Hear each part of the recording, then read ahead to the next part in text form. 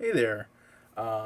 I've been watching a lot of booktube lately, and I thought, why don't I dip my toes into it?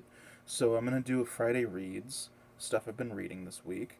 It is technically Saturday morning right now as I'm recording and will be posting this, but it's Friday night, late Friday night. I've read I finished four books this week. I've been reading quite a bit. Most of them are short though, and or a couple of them are pretty short. I'm almost done with a fifth one. Um, but anyways, the first book I finished this week, I don't have a copy to hold up because I checked it out of the library and I returned it. So sorry about that. It is a very pretty looking book, I will say, and that is Scorch Atlas by Blake Butler. It's a collection of linked stories, novel, if you want to call it that. Uh, I whatever. Um, put up from 2009.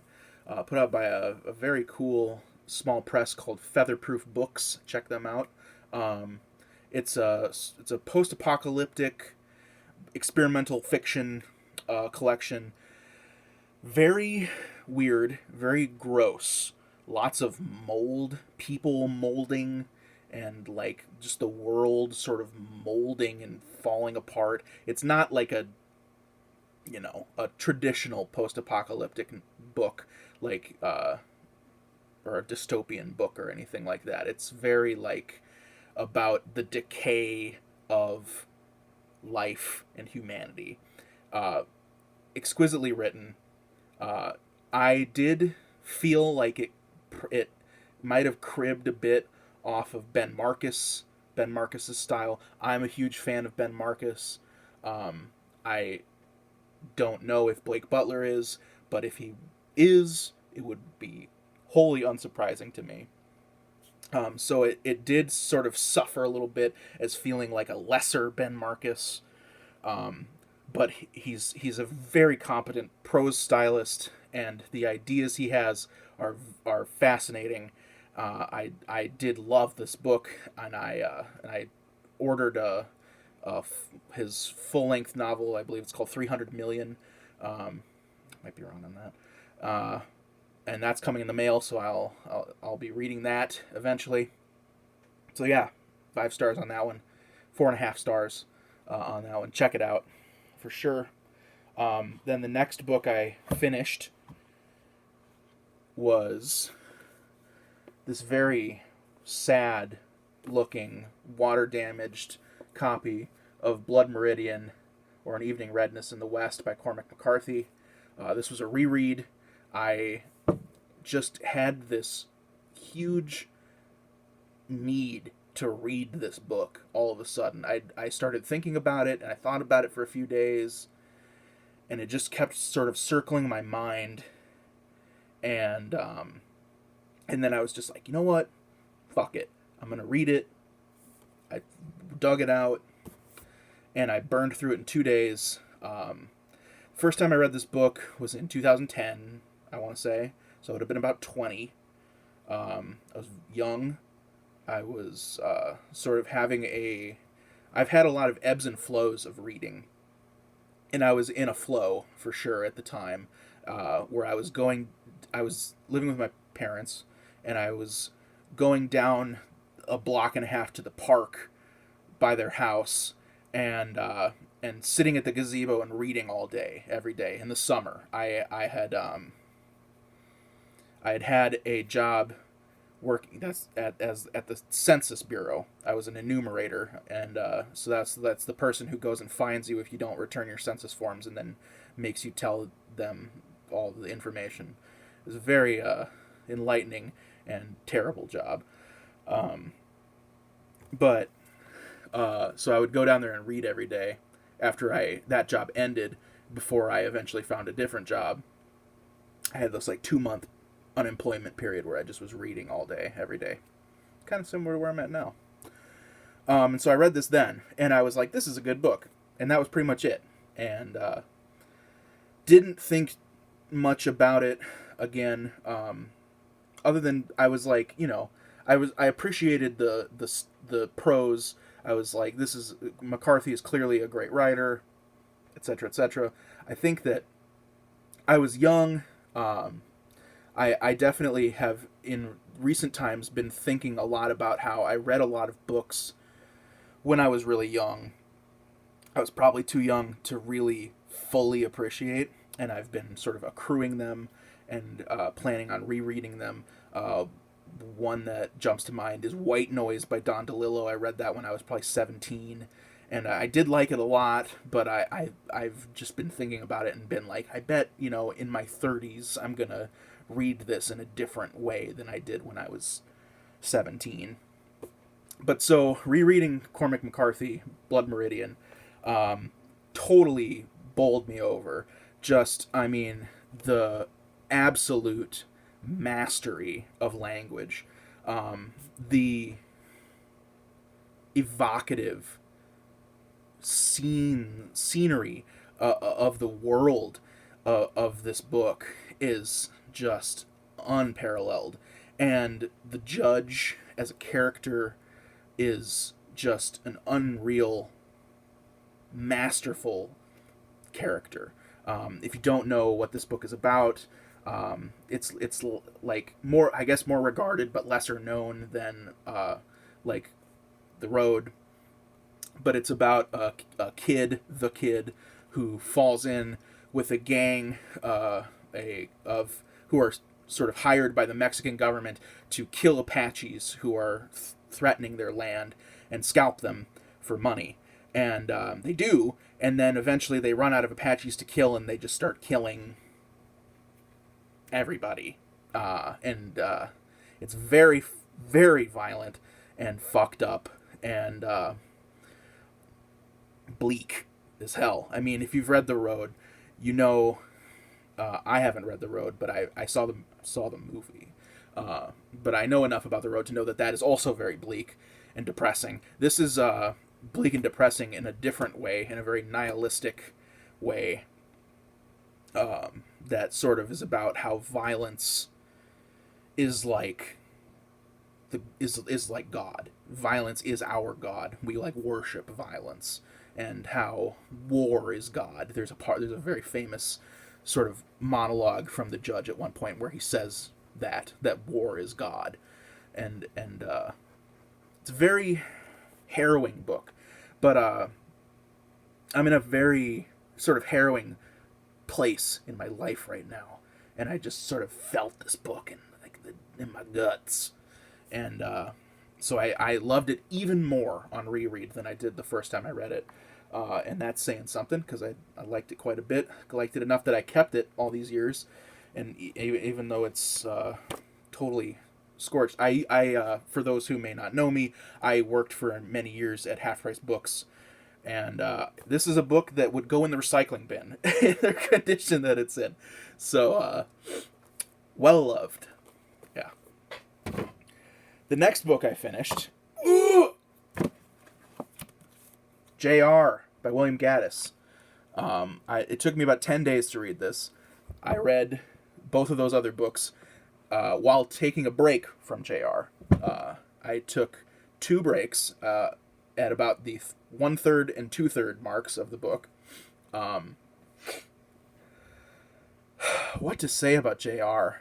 What a book. I guess let me talk briefly about my history with Gaddis. This is the first Gaddis I've read.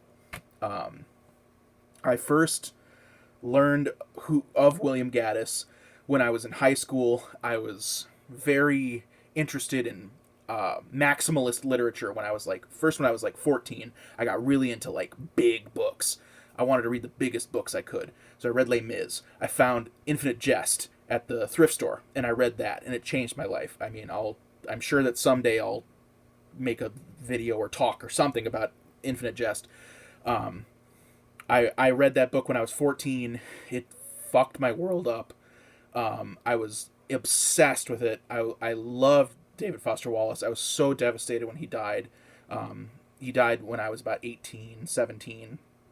So I can say that I read him while he was alive, which I know that he was kind of not as well regarded before death, but I was a champion of him, and I tried to get everybody I knew to read that fucking book, and nobody would. I mean, I don't blame them. It's a monstrosity, but so I was interested in postmodernism. I was interested in maximalism.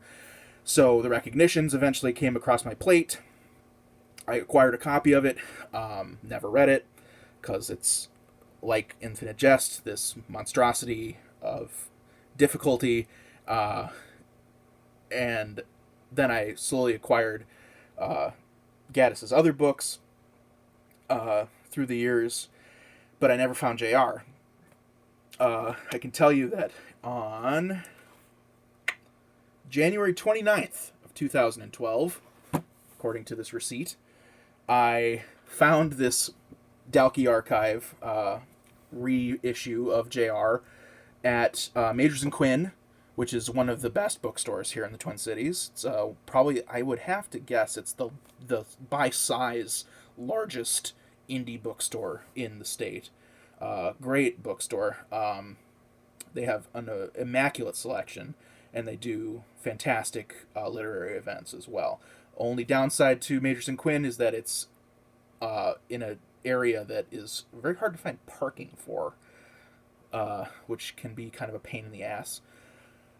Anyways, so I found JR like 9.5 years ago. I bought this book. I've been lugging it around with me. I lugged it to New York and back when I moved there. And it has just sat on my shelf for 10 years. And I don't know what it was. I was unpacking books. I was unpacking books that I haven't read and stacking them up on a shelf. And just saw JR, and I was like, you know what?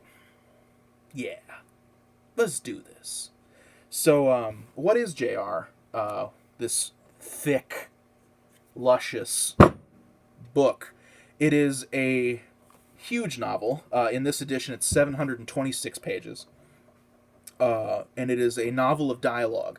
So it is told almost exclusively in dialogue, and the dialogue is unattributed. So it doesn't say, like, blah, blah, blah, blah, blah, said Jane, blah, blah, blah, blah, said Bill. It's just the dialogue. And you may think to yourself, well, what is the difference between that and, like, a play or something like that? And it is a novel in dialogue, I have to say. It is not a play. It could not be a play. It is immaculately written. What's it about? It's about a kid, JR. The sort of the back of the book plot is that this kid, JR, who's 11, goes on a field trip to buy a stock, to learn about the stock market, and through that begins learning more about business and creates this paper company by using the payphone at the school, and creates slowly this empire of business, the JR family of corporations, and becomes like a multimillionaire. And it's this sort of satire of capitalism, very predictive of Reaganomics, because JR, being a child and having the sort of scruples of a child, is not necessarily the most ethical businessman that you could have hoped for, and so does quite a few nasty but also quite funny things. He wants to package together. There's a part where he's talking about he's acquired a cemetery and they're talking about burying people 3 deep and things like that to save on space. This book is considered to be very funny. I would consider it to be funny. Not very funny, but funny. Maybe a little too real to be very funny. The thing, though, is that I went into it being like, okay, so it's this capitalist satire about a kid making this company. I'm into this concept. It's really not about that, or it is, but only in part. Sort of like how, to use Infinite Jest as an example, you can say, okay, well, it's about this tennis academy, and it's about this halfway house, and they're across the street from each other, and that's true. But it's this huge swath of things and people. I mean, it's a big book, so of course there's a lot happening in it. There's a lot of characters, and that's one of the hard. This book is considered to be one of the harder books to read of all time.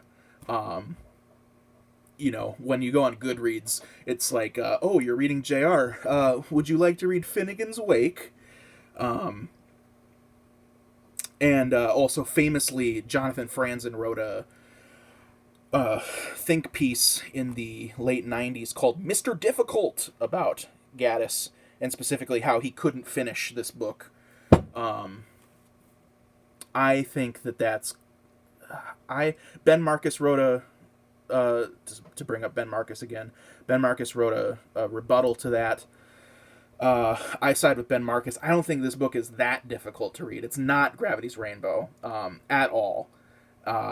It is a book that is confusing at times because there are so many characters and you don't always know who's talking. It takes a while to establish the voices and get into the rhythm of the dialogue.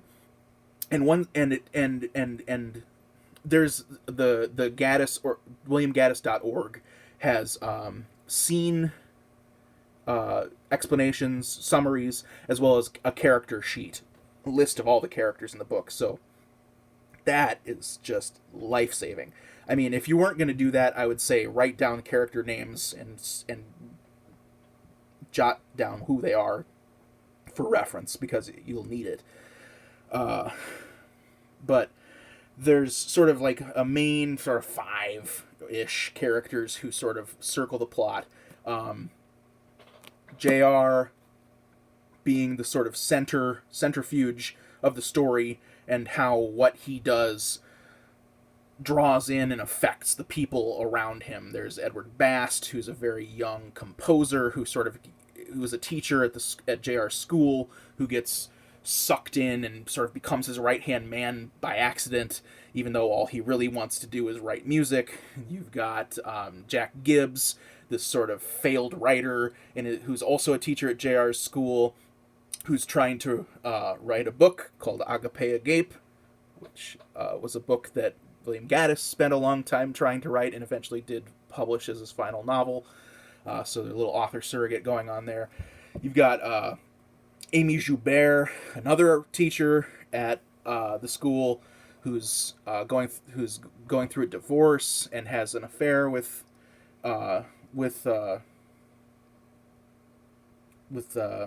Gibbs. Sorry, and you got Thomas Eigen, who's Gibbs's best friend, who is a writer as well, and published a book a number of years earlier that sold terribly, but was very well regarded and has gained a cult status. Again, a little bit of author surrogateship there regarding the recognitions by Gaddis. And my favorite character is oh gosh, what's her name? Forgot her name.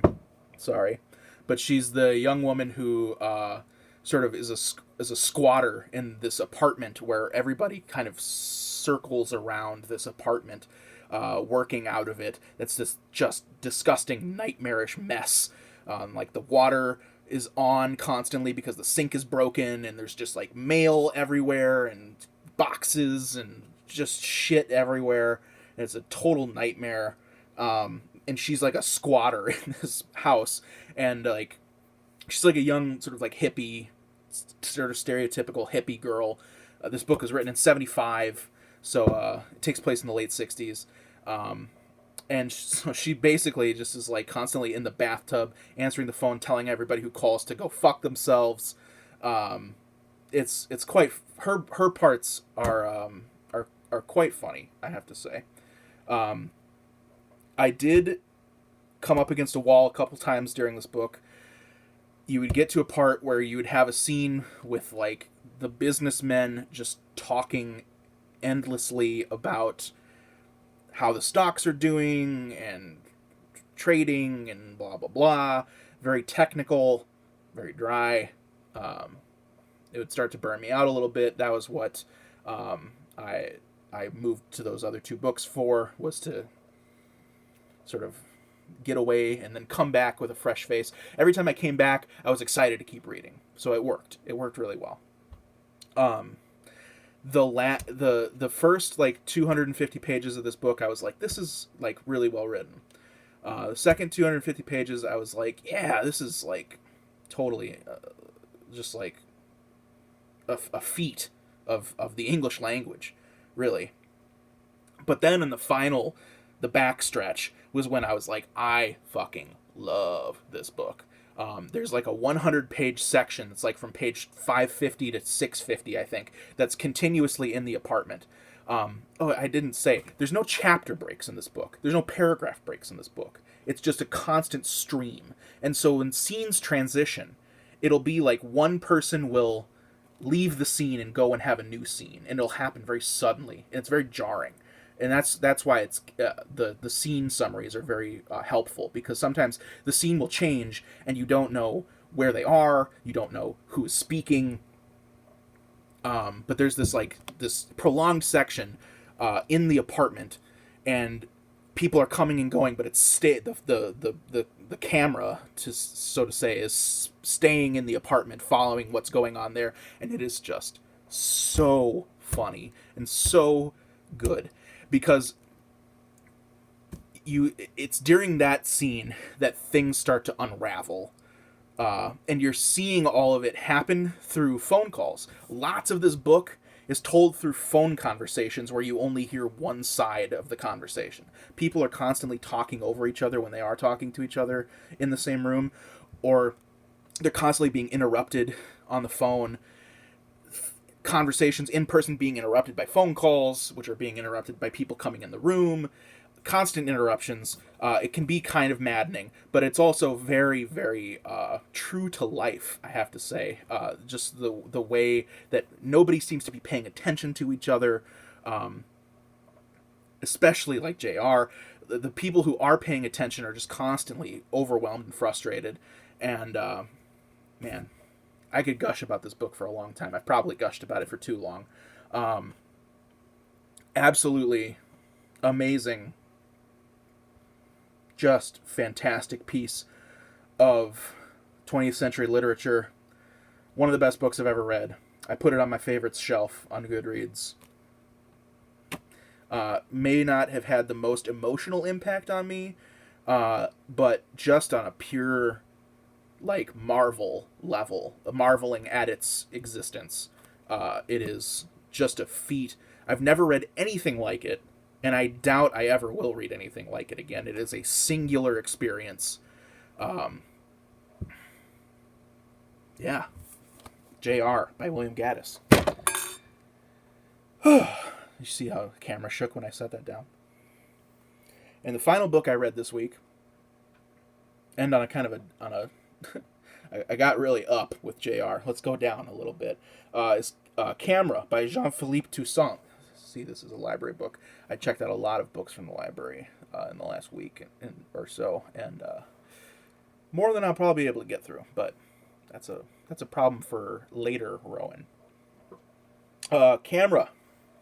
This is a novella, little guy. It's about 110 pages long, by a French writer. If you couldn't guess from the name, came out in the late 80s. But this is the first English translation, dated 2008, from our friends at Dalkey Archive, same people who put out that JR reissue. It is about a guy. It's sort of a Seinfeldy book about nothing.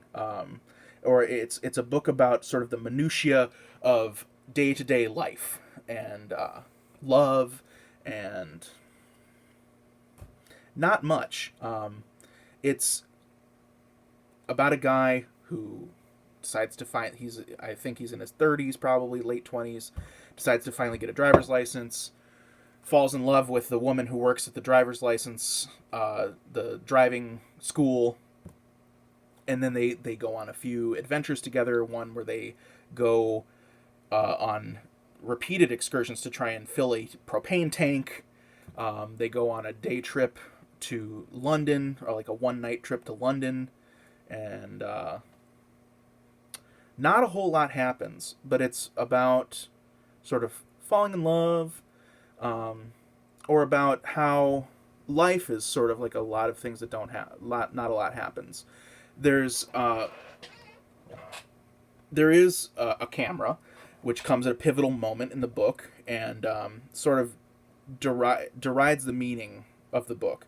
I one problem I have a lot of the time with novellas and short stuff is that you walk away feeling like, okay, that was good, but like, what was the purpose? Like, what was the real purpose? And so this one does come across, it's like, here's the camera means something. I'm not going to get too into what happens because it would kind of spoil the book. But it's definitely got like that kernel of purpose behind it. And it has a very good ending. I really liked the ending a lot. So I'd give this one like, I didn't say stars for some of the other ones. So I would give 5 stars. No question to both Blood Meridian and JR. This one I'd give 4. It was good. Prose, good. Not amazing, but good. Pretty much just a good, all-around good book. You can read it in 2 hours. If you're looking for something that's... Maybe you're looking for like sort of like current-ish French literature, or maybe looking for something about like the smallness of life's experiences, check it out. It's not bad at all. Absolutely recommend it if that's your kind of thing. And so those are the books that I finished this week. Holy shit, this video ended up being a lot longer than I thought it was going to, because I talked about JR way too much. What are you going to do? I don't know where I'm going to go from here as far as like booktube goes, but yeah, stay tuned, I guess. I'll try and keep up with these sort of like what I've been reading videos, assuming that I'm going to keep up with reading. I've been kind of on a hot streak this year, but don't have a whole lot else going on. So, yeah, stick around, stay tuned.